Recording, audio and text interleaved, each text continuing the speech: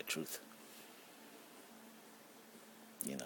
Until later it comes out. Then you ask yourself that, wow, why did it happen? But it may be too late then. That is what I don't want us to get to. But we as a society, we have issues. We're falling apart. Generally, we are falling apart. It's not something that is deniable. We look into it. The books, keep tuning to most of the books, the videos, and I've given and I open up to so many things that I'm very much aware that if you go through, you understand that this is where I'm coming from, and you will then see the true picture of which is possible, possibly is drowning us or can drown us in the future, because it's not an easy thing. It's not an easy thing at all for us to allow ourselves to get to where we've got to, but it happens. But we can make it not to happen. If we really want to look things in the right way, we will benefit. I'm trying to put it out there to you because I believe you deserve it, I deserve it. We all deserve to sort of build something in our life. We deserve to feel the worth, that it is worthy that we live, that we were born. We have to feel the benefit of life. We have to fully enjoy it and be happy and appreciative of life as it's meant to be, not to get ourselves drowned by anybody whilst others take advantage of the situation and others have it all and others, live their life in misery and die in misery. No, that's not right. The peaceful means is very necessary. Peaceful soul, a peaceful environment, peaceful society, peaceful country, peaceful nation, peaceful world. It's beautiful. That is what it requires. That's what we need. Nothing else. That's what we really need. But we cannot live in that hypocritical approach, pretending peace. While something is in peace, we pretending it's very, very peaceful. Every day people sit on the table, leaders in whichever ways, claiming peace. Religious people claiming peace. Meanwhile, it has no relevance to the idea of peace at all, from nowhere. We don't have that at all. So if this is the fact of the matter, then you and I have something to really think through, consider, and really come to acknowledge. And as I said, we realized, so that we can pin out the things that need to pin out.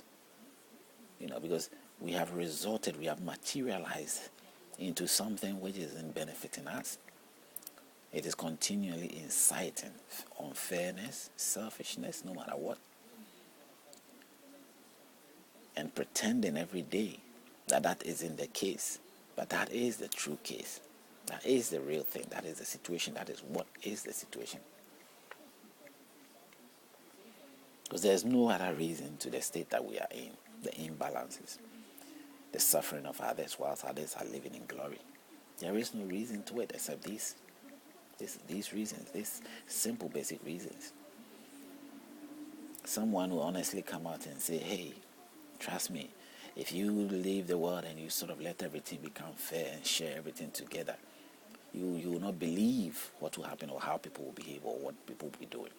Let that happen. And when people start behaving that way, the means will be taken to sort of resolve that or to correct that. But until we see the fairness of it, of life, we can't just look down on the ideas I'm trying to put forth, the fairness and balances. There are people who talk about campaign about justice, but that's not. Find it struggling, every to move towards the idea of justice and fairness. It's not easy. It's being used, it's being said, but in practicality, to put it in practice, it's not. You can see that they are far from it. And they are far from it because people still feel the sense of unfairness. They in certain areas of which you who are claiming to be fair, and yet your policies and everything does not look like fairness, then people will sort of still stick to the idea of selfish survival and whichever ways, and it will undermine your whole progress or whatever thing, because you are claiming something that you're not willing to fully put into force. You're trying to say fairness, but you're saying it in the back of your mind in some level or to some regard, or in some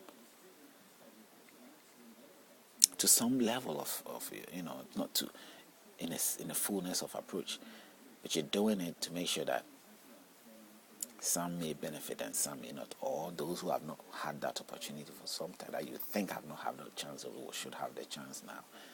So it's not a general approach to everything for everybody to really see the impact. You even will sort of have your resentment against some people based on whatever that you might see, that they might not be people who over time they have never agreed with you. So there's your time to pay back time, or sort of, always, there's always vendetta, something standing in the way of doing something good. But the leadership we have also can be a strong factor, which reveals that, hey, they might be colorful, they might be presented nice and do all that, but the decisions are all coming from something which ends up in negative things, doing something negative. And as you do those negative things to positive things or negative things, the reaction you get is negative reaction. I fear right now the response of the dead man of bin Laden could have been happened. I'm not saying that should be the case, where Al-Qaeda are responding to what's the death of their leader, or any other, violent from any other. No. But it is possible. It is possible that they will want to, one way or the other, sneak their way through. Maybe they've already sneaked their way through already, to do something harmful to a group of innocent people. To prove whatever point they want to prove. They are in a position where, even though they are not victoriously openly, they are victoriously in a hideout, or they are in a state of not being victorious, but in a hideout where they can still act, and that's what they are doing. But let not those who are victorious think that they are not to be blamed. They are to be blamed. Their attitude, their uncolorful behavior, their hypocritical way of making things look like good and nice, whilst they are not. It's not necessarily good and nice. Their continuous giving, wrong impressions of what they truly should be. As I said, stay naturally what you are. If you are evil, be evil. If you are good, be good. Let us know if you're a tyrant and a dictator, be a dictator. Let us know clearly what you are. So that you can deal with you as you are. But obviously, it's not easy. It's not something that should easily be encouraged. People will not find themselves doing that easily because they know the result. And as I said, if the Antichrist or whichever prophecy has been said, whichever religion is erupted or is erupting, it definitely will be disguised. He doesn't want anybody to know that he's coming in for evil purposes. No leadership comes in to reveal his evil intents or try to say that he's in to do something evil. That would be very silly and a very big mistake to do. They are there to do good. That's what they say. They are there to do something right. And whatever they decide to do, you try to put it in such a the law or whatever way, put it in such a phrase or in a speech that will make you know that they are there actually to do something good. Now, as to practically doing the good thing, that's one thing to ask, or one thing to really ponder on to see if that's what happens. But in your own life and experiences and all that, you would then come to realize, is it good or was it good or wasn't it good? That would be time. It would definitely take some time of your life, and it could be a waste of time, but who knows? So let us be very, very, very careful. Let us be very, very careful of ourselves, the decisions we take. Let us encourage something which will be more peaceful in our life and beneficial to our life, not to encourage something which will drown us and waste our life for nothing. I hope you are with me. And stay with me, don't look back. It's for our own good.